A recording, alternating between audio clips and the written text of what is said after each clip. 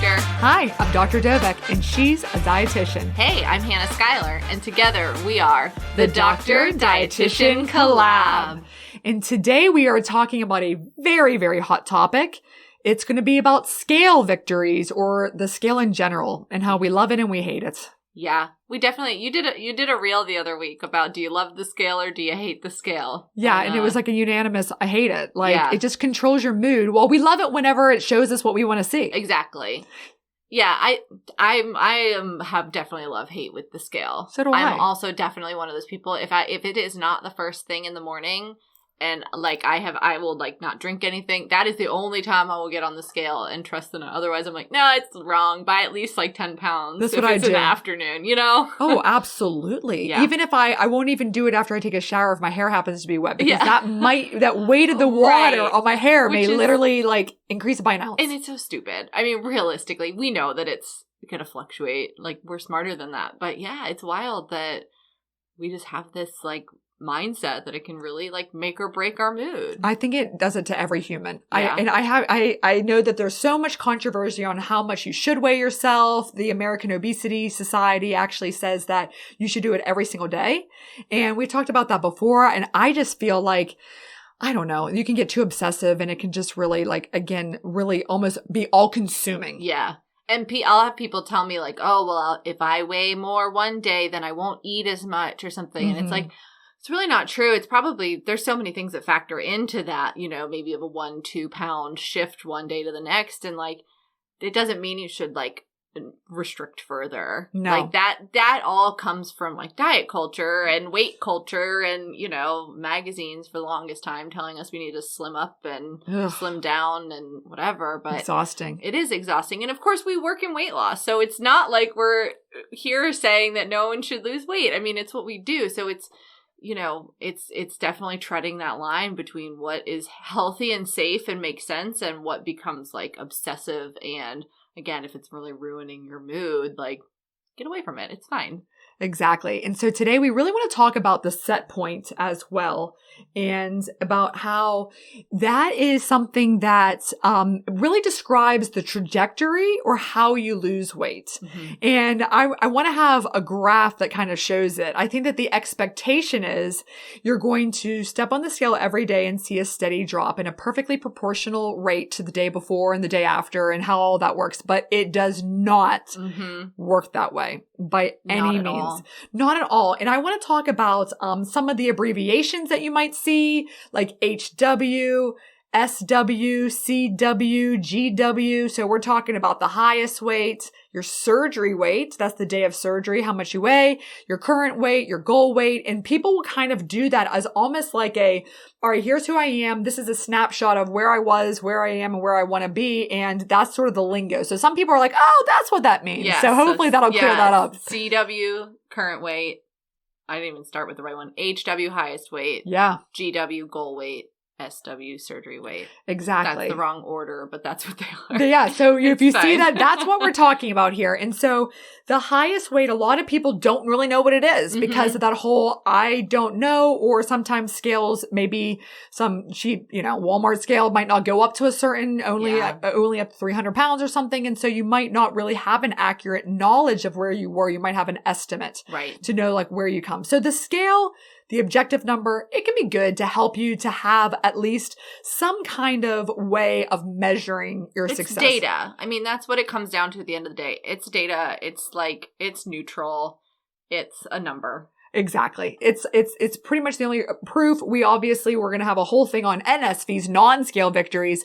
But today I want to talk about how the scale can be truly victorious and how you have to kind of adjust your thinking to use that data to your advantage, to use it just as fuel to help kind of guide your decisions. Right. And it's just sort of a general guidelines for those sorts of things. Yeah, for sure. And that's what we need to do. And we're going to talk a lot about the set point theory. So it is a theory. It cannot be proved because it's just an impossible thing to do, but it makes a lot of sense. And I want to make sure that we describe that to people.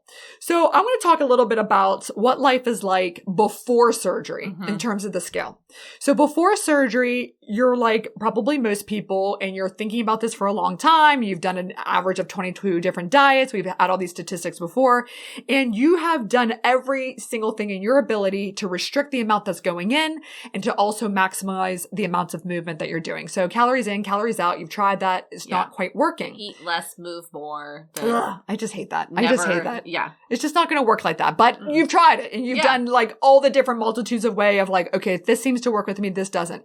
But the problem is you'll start to lose a little bit of weight and you're like, okay, I see it. And then like, all right. And then it just almost instantaneously stops if you don't have surgery. So why is that? So it's going to come back to the hormones, and these hunger hormones are very important to talk about. And just to refresh everyone's memory here, we're going to talk about the two major players, and those are ghrelin and leptin. So ghrelin is the hunger hormone. Ghrelin is what tells us we are hungry and to eat more.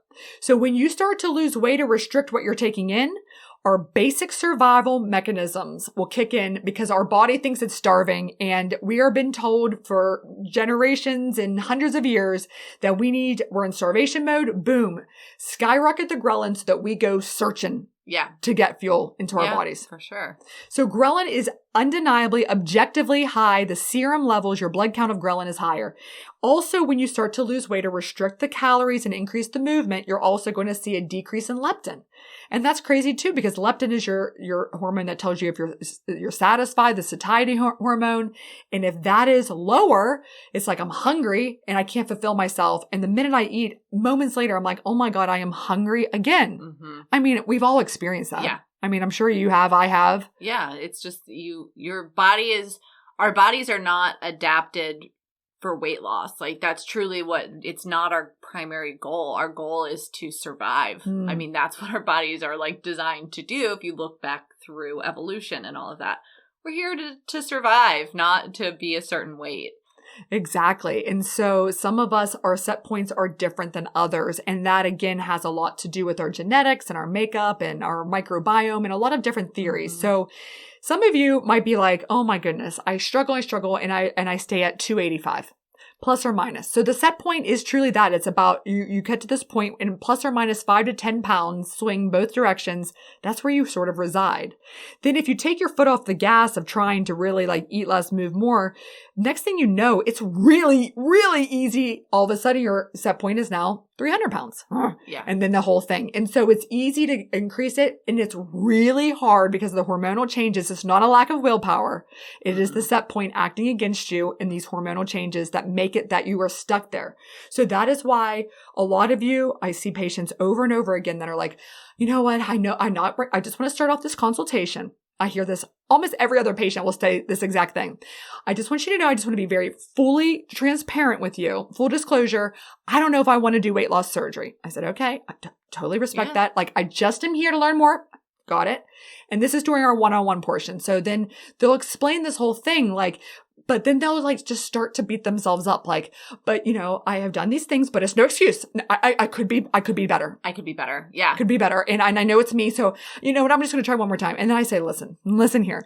You know, you have tried. Yeah. You have tried. Just do it, you know, and that's sort of the thing. So before surgery, set point. Now, after surgery, let's talk about the weight loss that you see and that you experience from a nutrition lens and from your experience. Oh, yeah. I mean, so immediately post-op, first off, the first week, people will panic. People will be like, oh my gosh, I've lost 15 pounds. Or some people will be like, I didn't lose anything. Yes. And like, I hear both of those all the time and they're both totally normal, valid. Sometimes a lot of it, it's water weight. You do also, what do you get? How much fluid do you get during surgery? I estimate they get 3 liters. I tank them up and I estimate that they gain 10 pounds. So if you were to like, from the morning of surgery and then weigh yourself the minute you got home, I would say you gained 10 pounds. 10 pounds. Right. So that's going to drop off. Like you're going to feel that like that's going to be, you're on a liquid diet. There's so much going on in that first week that a lot of times too, if people are really panicked, that's definitely when I'll be like, stay away from the scale. Definitely. Like it doesn't matter. This is all fake right now. Yes. You're going to lose some weight. Some of it's going to be water weight. Some of it might be true. You're starting to lose true fat weight. Fine, but give it some time. You're healing. Yes. And you still have inflammation and all of that kind of stuff. Now it's the men that always come to me and they're like, oh, I lost 15 pounds in the first week. And I'm like, of course you did. It's always the men. Always. And in the first month too. That is usually who I see that come in and they're like, oh, I'm down 30 pounds in the first month. And you're like, of course you are, Bob. Like, great, good job. And then, with our women, we do tend to see it move a lot more slowly. Or not a lot more slowly, but usually there's not that big, like, just immediate drop. And if anybody out there has ever been with a man who is like dieting or, just doing kind of lifestyle modification, they're like, oh yeah, I stopped having sodas every other day, and they will lose 10 or 15 pounds. Always. Just like always. So that's kind of the first month we do tend to see that bigger drop, more dramatic, more drastic. Like if you looked at it on a per day, it's going to be a lot higher. Mm-hmm. And it also depends on what your starting weight was. So we do see that people who have a higher starting weight are going to lose more number of pounds. Yes. And that's because really what we should be looking at is percentages. Yes. So if you're looking at someone who may be starting at 400 pounds, it's going to be a lot easier for them to lose 40 pounds, which is 20% or 10% of their weight, versus someone who's 200 pounds. To lose 10% would only be 20 pounds. So, we can look at it. So if you're comparing yourself to someone, that's why those numbers can be helpful. Not that you should be comparing to somebody else, but, if you're looking at somebody who's just wildly a different body type than you're not going to have the same results and expectations. And then from there, it slows down. And not the first month is just kind of a marker. I don't think there's anything significant that happens at any certain period of time. But as we start to see it, it's a curve. So it's not that perfect, beautiful straight line. If we were to plot it and take an average, it's going to be a curve that slows down over time.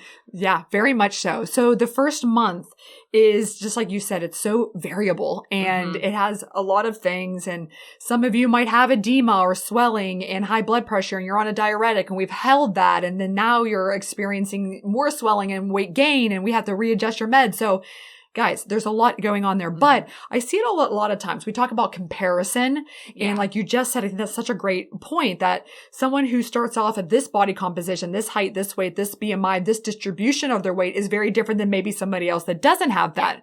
Men, women, tall, short, you name it. That's very different. Age, yes.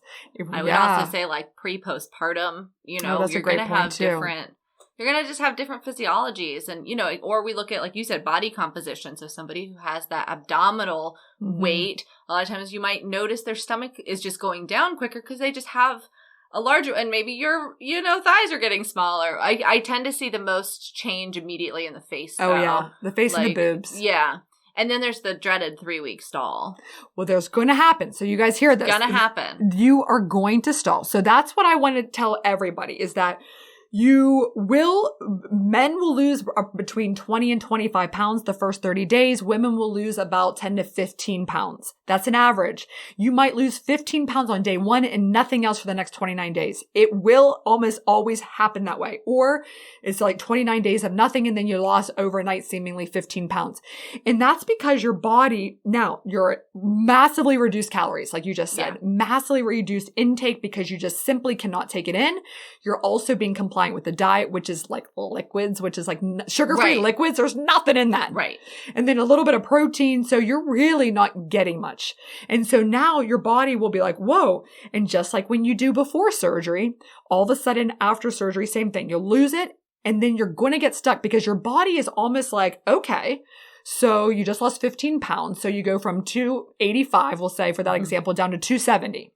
Now you're at 270 and your body will not lose until it sort of sees like, all right, we done here? Like, are we done? Because we want to be done. We want to be, we're trying to kick into starvation mode. Now, the difference with surgery is that afterwards, your leptin levels will actually increase and your ghrelin levels will decrease, which is the opposite of what normally happens. And that is because of the changes that are happening to your anatomy and removing certain things. So now it's like, all right, body, I'm going to war against you. I'm ready. I'm ready. So then it's going to level out. I love that. That 3-week stall is going to happen. How often do we see on Facebook? People are like, oh my gosh, I'm like 2 weeks out and like I haven't lost a pound in like 5 days. Always. All the time. Constantly. And I would get it all the time. I get that for consults all the time. Like, or just a message. Hey, am I done? Is this it? Did I get this surgery so that I could lose 15 pounds and that's it? It's like, no. The other thing that happens is the liver. You want to talk about like that liver, we shrink it and then, that's the other great point. To its normal size. So I think that's why highest weight is really critically important in your overall journey. So let's say your highest weight was 5 years ago, and then you have been doing these things and you've kind of reset your set point down, we'll say 30 pounds, and you've been lingering there, but you're still, 280. Well, we'll just keep using that. But you were over 300, but you've been able to kind of go there. You need to claim credit from 300 down to whatever you were. That's like super important. And so let's say your highest weight was long ago, or a lot of times what we're going to see, the diet that we do at our program, and as always, whatever your program and your dietitian and your surgeons and your team tell you, that's what you need to follow. Yeah. So our program though, at Body by Bariatrics, we say 3 weeks still eating regular food, but you're going to be on that starch-free diet. And so then when you start to minimize the total net carbs, and for some of you, it does depend on what you're also, we talk about body composition on these differences, but also what were you doing before surgery? What have you been eating for the long term? Exactly. And some of these patients and some people in general will be like, I was a soda person and I went through horrific withdrawals of the sugar and just like, the carbonation and all that. But oh my God, I dropped so much just by doing that change that we talk about. So we really, the people who are compliant, and I really feel like, I don't know, like our patients are very compliant. Yeah. I think they're incredibly compliant. Yeah. One of my friends, total tangent, like last night was over and was like, oh, do most people like cheat? And I said, no. They don't play. You guys don't play around. And it's like, here it is. This is what you like. And I also, neither you or I are of the mindset that we need to, punish or like do this or like, I don't even really make patients lose weight beforehand. No. And I feel like they do. It's been shown that it doesn't. I mean, like, it's punitive, really, for, like, insurance companies to require the weight loss or programs to require a 5% weight loss. And it's like, if people could lose weight on their own, then that's what they would be doing. Like, exactly. You're just punishing them. But people do a lot of times. And I think, too, it's like, you get rid of, like, the sodas. You get rid of maybe, like, the fast food, the high salt, that high carb diet that does cause a lot of that water weight, too. And so you get rid of a lot of that. Like, people are just like, I'm not, like, swollen like I used to be. Like, my hands and my feet feel a lot. I'm not having the pain, stuff like that, even on that 3-week diet. The funniest to me, and it's kind of another tangent, though, is we'll get people moving through so quickly that then they're like, wait, I can't do the 3-week diet because there's not even 3 weeks until surgery. And it's like, it's fine. Don't worry. You're like, it's just to kind of help you prepare, to help you get into some habits too. Exactly. It's kind of this like multifaceted thing, but it's not the end of the world. We want you in the clear liquids for 2 days. That's really important because we want to just make sure that we're,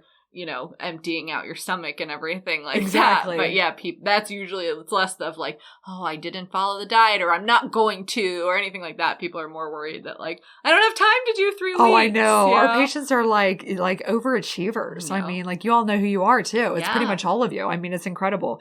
But yeah, the 2 days. So to answer to your point about the liver. Mm-hmm. So the liver, there's, all these phenomenons going on and it has to do with the storage of fuel and glucose and the metabolism of it and what you ingest and how it goes into fat into the liver, and which Hannah and I just heard this. Oh, and we got to tell everybody about it. We need to do a whole podcast on this, but liver. There is, in most of you probably have heard of this, fatty liver, when it's attributed to sugar intake and that sort of thing, is known as NASH, which stands for non-alcoholic steatohepatitis. Non-alcoholic steatohepatitis is the number one reason for liver transplant in the world, and especially in the United States. And so we were talking to a gastroenterologist who specializes in this, and he was just saying what a strange misnomer, how odd that we're calling something what it is not. Right. Not what it is. And so actually the GI Society, which he estimates it'll take 5 years for the rest of the world to start calling it this, cutting edge here, people, right? Hot off the press. We are going from NASH to MASH. Yes. Metabolically. Is it associated? Yeah, I think it was associated or What is the A? We're bad. We didn't even listen. I promise. We were both sitting there like with wide eyes listening to this guy talk. But yeah, well, it's MASH now, metabolic. Metabolically, so we'll say it's associated, but we'll double check that. Yeah, so it is fatty liver disease associated to metabolic issues. And so the liver, I need to do a reel about this too. The liver will get characteristically orange and it'll be very thick and very difficult to maneuver. It's just like, it's just thick. I mean, it's just harder to say. Yeah. So most of the time by being on, and I can't prove this either, but I feel like by being on just this great diet for 3 weeks and then the 2 days of clear liquids, you're going to drop weight, but also that liver, that becomes less swollen as well. Yeah. And I don't even need to use a liver retractor on the sleeves. On the gastric bypasses, I use this little tiny, like little hammock thing that I don't even have to put an incision on.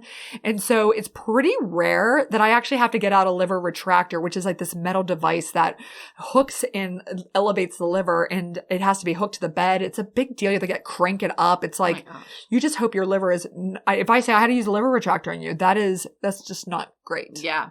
So yeah. But then over the course of once you're back, you're eating again, you're back onto some solids, you're getting some things back into your diet. You're still going to be on that like low carb, starch free diet, but the liver does tend to kind of, the clear liquids really like seem to shrink it up. And so once you're kind of putting stuff back in, that liver is going to go back to a more normal size, maybe a little bit smaller than before, but that weighs a couple pounds. Oh yeah. Right? Like it can be a swing in the liver. Definitely. And then hopefully if you keep on that diet, the beautiful thing about the liver is that it is an organ that can replenish, regenerate. So as long as you don't have end stage liver disease, cirrhosis, that sort of change, the fatty liver can actually shrink and you can actually have improvement in it. And maintain it. So all that inflammation, the steatohepatitis, which means inflammation of the liver and all of those things, that's why it's so imperative. Like while you're young, if you get that before it progresses and it's like, oh God, it's too late, you can reverse any damage that has happened to the liver. And if I see that it's really fatty, that is not a death sentence or a transplant sentence. This is a really great thing that you were here and that you did this kind of a thing. Oh yeah. So yeah, that's definitely, and generally speaking, we're going to go on a whole liver tangent here, I guess,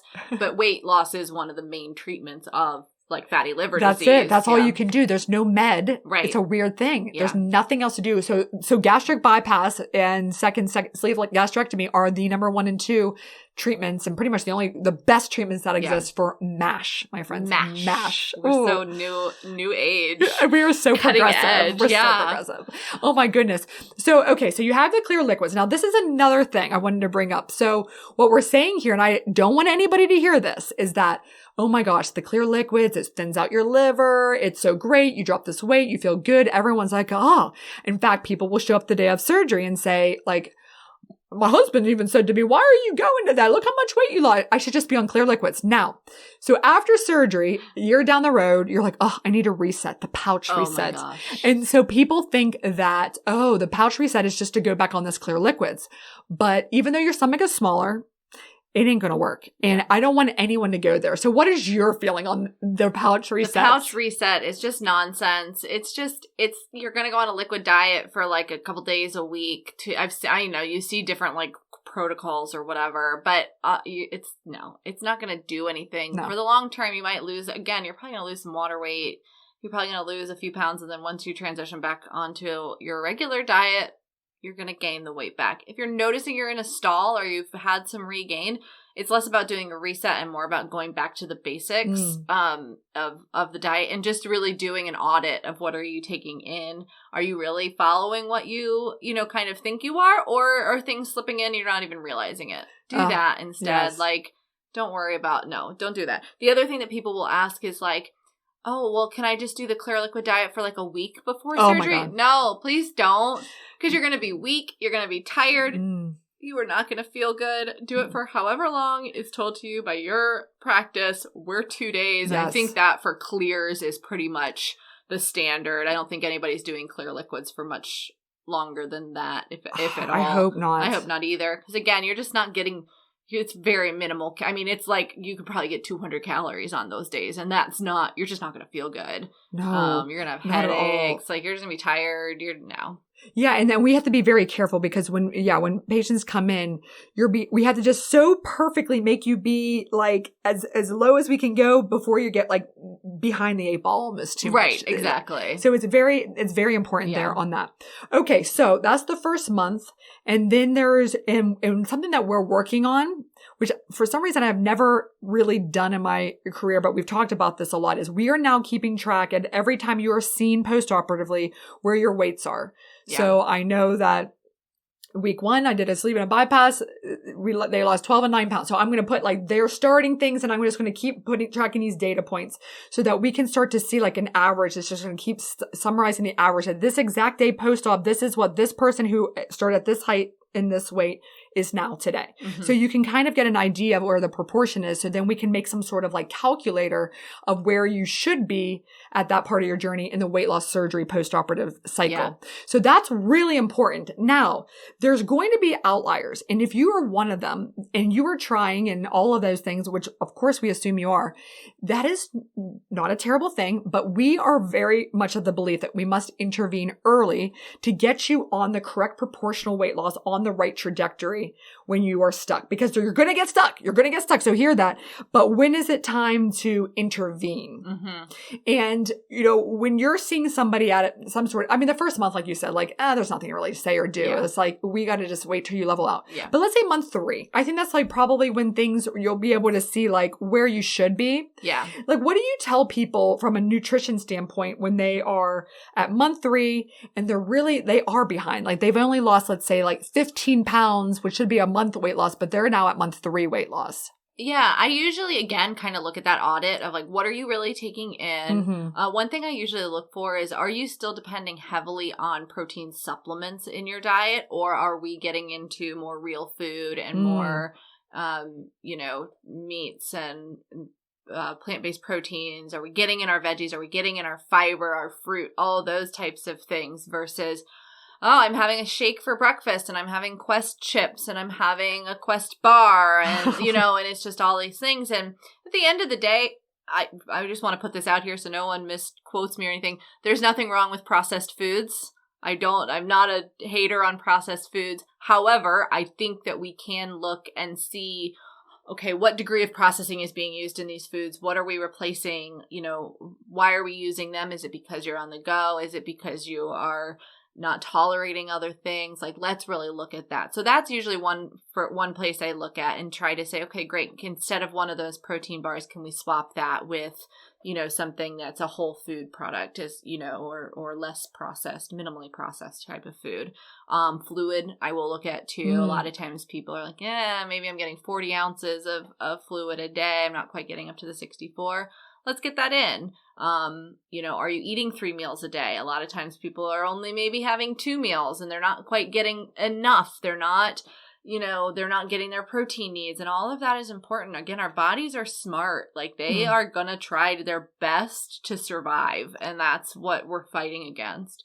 So let's look at that. Let's look at meal timing. Let's look at even other things, sleep, stress, the other, we can look at the calories in, calories out, but let's look at all the other determinants of health, sleep, stress, what's going on in your life, all of those types of things. It's so true. That is how it is, like a just truly comprehensive evaluation and getting to know people and on many levels. And just like you said, like, what is going on in their lives. Yeah. So let's say now that's one edge where every one of you thinks that you are on that outlier thing. So guess what? You're not. And some of you are on the outlier in the most exceptional way, but you don't see it. And that's where I want to shift a little bit about the scale and the mind games, and especially talk about, okay, it's been a year. It's been, let's say, that 13, 15 month standpoint, a little bit over a year. And now you are crossing the divide of going from active weight loss, honeymoon, from set point resets to plateaus to big drops and resets to, big drops. And so now there's only, it's not like a runaway train. You don't shrivel up and die here, right. Like you're going to want to stop losing weight. And you're going to eventually get to a true new set point. And there is a lot of research that shows that set point is about 15 pounds plus or minus of what you were in high school. So when you graduated high school, that is probably where your weight is going to settle out on average. And some of you struggle with your weight. You know that you were, God, I graduated at 250, and that's a struggle because it's going to be hard because you're 18. You were still a kid then. And so that's sort of where you are. Some of you are still very young. You might be 18, 19, 20 and just having the surgery now. Some of you are older and it's like, okay, what was I in high school? But you'll see it's pretty accurate. Yeah. And so there's been a lot of research, and that's sort of like how you can guess how you will respond to this. But let's say, okay, you get down to that an ideal, 150 pounds. It's perfect. You're 5'3", you're 150. You're happy. You're doing good. Yep. And now we're going to go to the GW, the goal weight. Goal weight. When you see it on the scale, and then what? And then what? That is totally, people are like, wait, what do I do now? Mm-hmm. Because it is. And I think it does. This is where, like you're saying, like there's the mental aspect of it, because all of a sudden you're not going to be seeing that number going down. Mm-hmm. And that's fine. That's what we want, right? Again, we don't want you to shrivel up to nothing. You can't be 0 pounds. That's not good.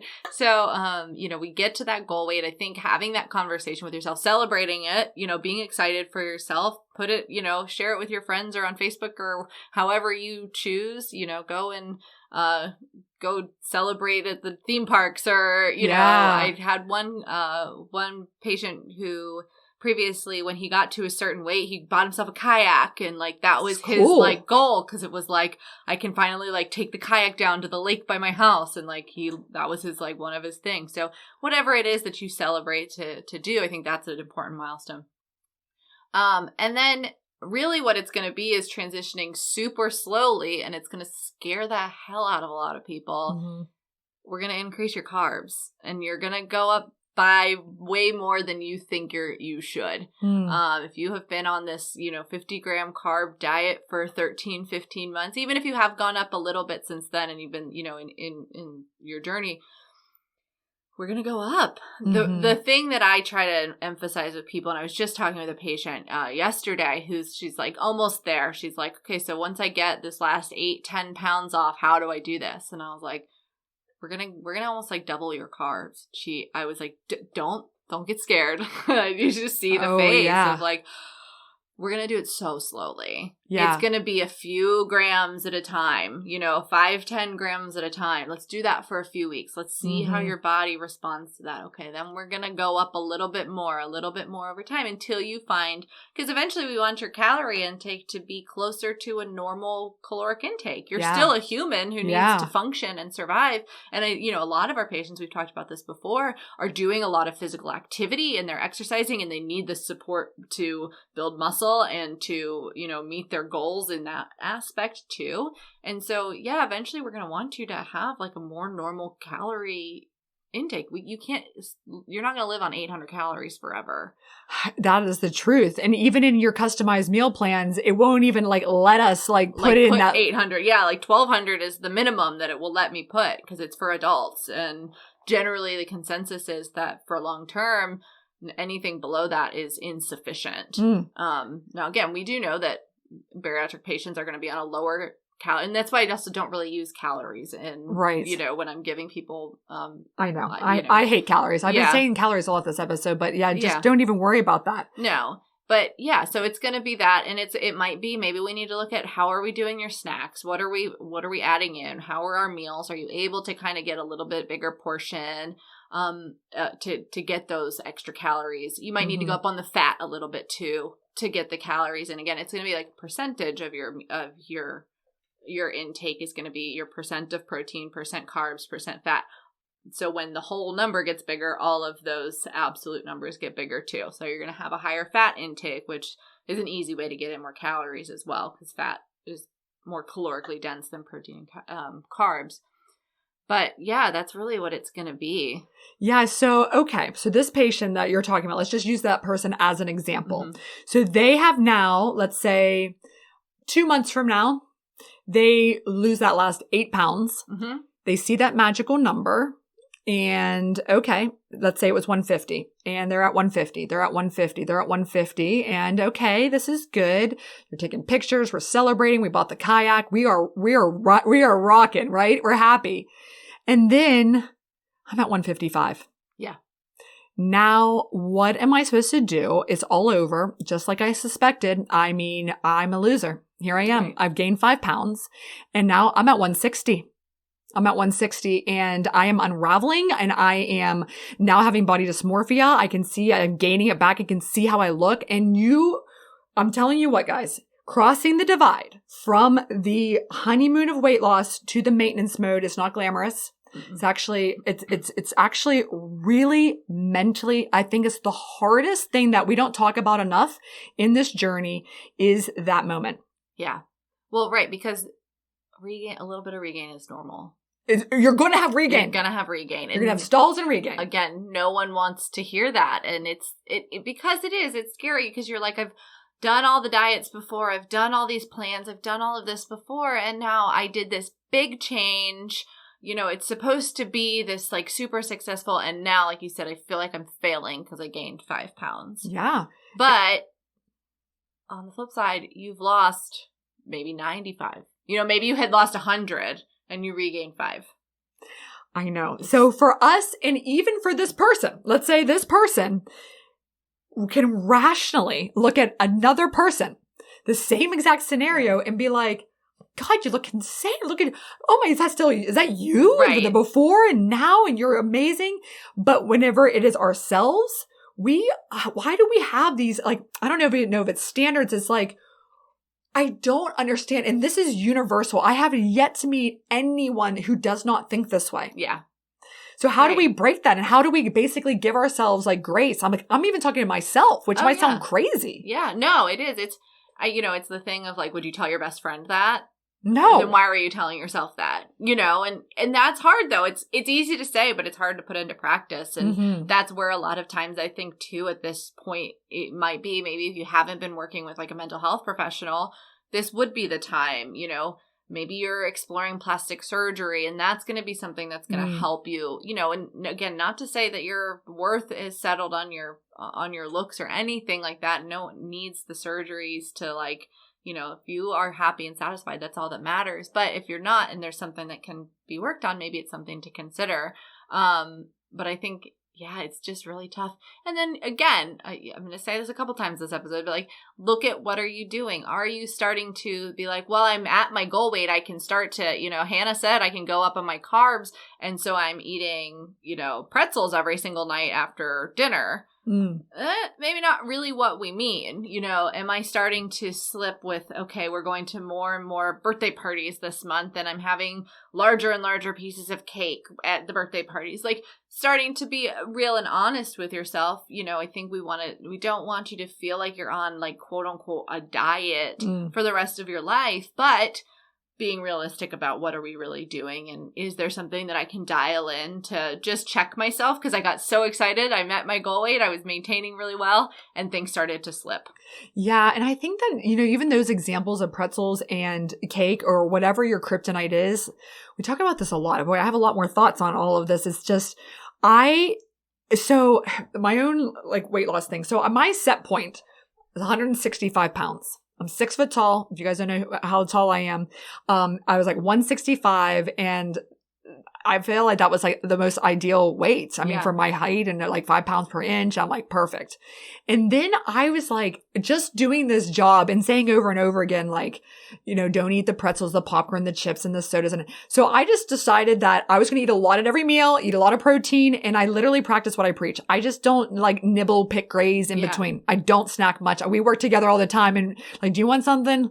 Maybe a string cheese if I'm being crazy, you know, but that's about it. Like, and I'll just eat it. Hannah cooks a lot of, this is a whole different side note. But anyway, so then I started to like lose weight and I couldn't even believe it. And then I hit like 149 at one point. I was like, oh my gosh. And so then you almost think to yourself, and I think like, you're like, am I like too thin now? Like, do I have cancer? Am I dying? Like, wow, this is crazy. So then you do start to eat more. Okay. So here's the thing. So at one point, I almost want to tell you just keep trusting it and keep doing it and don't try to like game it because then the next thing you know, it'll be like, boom, you'll gain very quickly. Yeah. And so then there's also this whole mental health kind of aspect of it, like you already mentioned, that I think that the honeymoon period is such a blur. Like you lose weight so fast in the scheme of it. Like, you know, you'll be 40 years old and over the course of a year, you completely change who you are, and to the point where like your brain cannot catch up with the number on the scale. And so, or the clothes and the sizes and all the changes, it is overwhelming. Yeah. Overwhelming. And so I think that we need to just almost like acknowledge that, brace yourself for that, be prepared for that. And those who are worried about that, I actually think will do better, because you're just at least aware that, like you said, it's going to happen. You're going to lose a lot of weight. You're going to get stuck. You're going to have a regain, and you're going to have to some point go into a new set point that hopefully you can maintain and still make this whole thing kind of fun and kind of like what's your new thing then? Yeah. I also think that a lot of times people will get down to a weight, like you said, like they're like, you know what, I'm really not happy at this lowest weight. Yes. Or it is way too hard. Yes. It's way too restrictive for me to maintain, and I feel like it's not a healthy way of living. You know, I'm feeling like I'm obsessive with food, or I'm having some disordered eating patterns. And so you're like, you know what? So maybe, you know, a lot of times I see it with people who get down to much lower weights, like are much more petite women. They'll be like, I got down to 120 pounds, and they're like, I couldn't maintain, like it was just too small. I was just way too small. Yeah. I couldn't handle it. And then they gain to say, you know, 135 or something like that. And they're like, it's easy for me to maintain this weight. I'm happy. You know, my, hormonally, I feel good. I'm having like, because, you know, in theory, if you have really low weight or a lot of weight loss, you could lose your period. Like you could have other hormonal things go on, you know, especially if you're my people that are working out a lot, like that can go on. And that's a sign of disordered eating and anorexia nervosa and all of that stuff separately, but not to say that you would have that necessarily. But those are the types of things that could happen. And it's like, yeah, just get to where you are happy, confident, comfortable. It's always going to be work to maintain. It's not necessarily just going to, and that's true for anybody, weight loss surgery or not. Yes. I mean, again, like you said, you feel really good at 165, and maybe 149 was just like, you hit it and you're like, I don't know if I can keep that. I don't know what you weigh now, but like, you just like, I feel better when I'm actually a couple pounds heavier than that, like absolute lowest that I can get to. And then it'll almost like mess you up that you're like, but oh great, now I'm in like the 150s. Like I saw that magical 149. I saw that Wonderland 199. I saw whatever this number is that I had always wished and hoped and thought about. And I finally achieved it. And then when I did, there wasn't like these people that just sprung out surprise in my bathroom as I was standing on the scale buck naked, you know, after my morning poop. Like nobody was there. And so like this was like this moment I had been dreaming about and thinking that I would just be happy when I see that number. And then you do, and then the next day is gone already. And then it's like, and I'm just trying to chase the sun, and I just can't touch it. I just can't get it again. And it's just this constant thing. Yeah. But yeah, I think that finding it, keeping it, it's hard. But the good thing is it does happen. You know, like you said, the set point does change after bariatric surgery. Yes. We do get those hormonal shifts with the hunger hormones, even like the GLP-1, the insulin, like we didn't really touch on those, but those get changed and affect our hunger, affect our satiety, all that type of stuff that we don't see when people are losing weight, you know, without surgery. And so, you know, you'll get there and you'll get to maintenance, and it may be a rocky road, and it will be, you know, but that's why you have a team, whether it's us, you know, whether it's your surgical practice, it's a private dietitian that you see for coaching or something like that.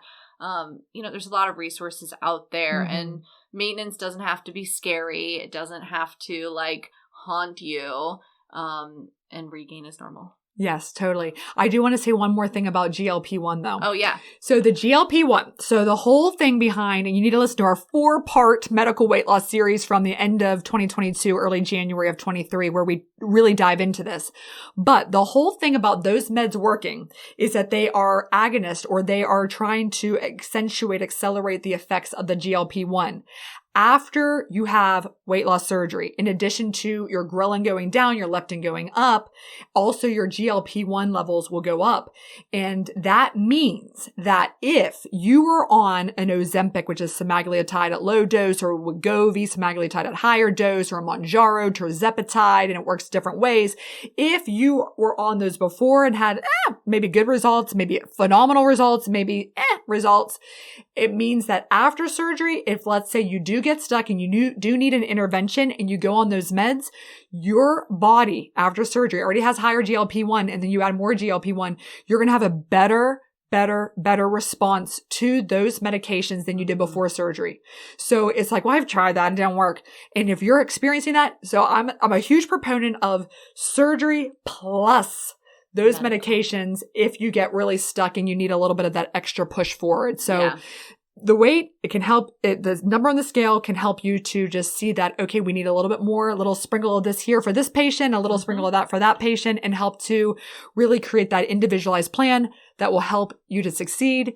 And if, you feel good, your clothes are fitting, maybe that's your marker of success over that scale. Yeah, absolutely. And that was when you talked about going back to the 3 months we talked about as an example, that would be maybe somewhere we could look to at the medical intervention of putting those, hopefully the injectables if we can get them. Yeah. It's a whole thing. That's a way other thing. Listen to this series, but we're both rolling our eyes here at the insurance companies and everything. But, that's definitely somewhere we could look, or, 3, 6, 9 months kind of when we see people a lot of times that are like, I don't know, things are not going as much as I want. And can we kind of help that process? Or if you've I've done every single thing, I feel like I'm doing everything right. It's not you. We got to help. You might just need a little bit more help. Yeah, totally. Yeah. So we hope you enjoyed this on weight, and I hope that it really changes your perspective in thinking about the scale and how that number does not control you. Does not define you. Does not. And that is something we all need to take away. That, this is a journey, a lifelong thing, and you need to make it fun and get the support that you need. So join our support group too. And also, read the episode guides, subscribe, follow DoctorXDietitian. All of that stuff. We're on Instagram, on our website, DoctorXDietitian.com. We'll see you guys next time. See you guys. Thank you. Bye. Bye.